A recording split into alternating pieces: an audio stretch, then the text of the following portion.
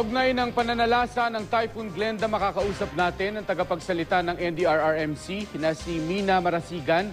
Magandang hapon. Magandang hapon po. Gaano na po kalawak, ma'am, ang pinsala po ng bagyo sa ngayon sa inyong assessment? Opo, katunayan nga po, no, patuloy tayo naglalakap ng mga balita galing sa ating mga local pamahalaan, sa mga regional councils.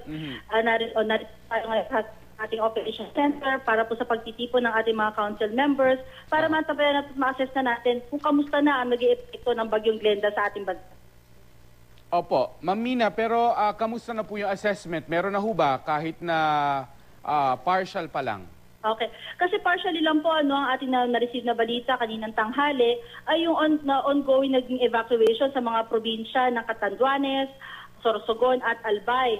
So masaya po kami na meron po na nakiisa sa lokal na pamahalaan para po sa pag-evacuation na ito. So ngayon po ang ginagawa lang po natin ay patuloy po tayo na tumatawag, kinakamusta natin ang ating mga local councils kung kamusta na po sila dahil ito na nga po malapit na itong si Glenda talaga sa atin at nararamdaman na natin ang epekto nito.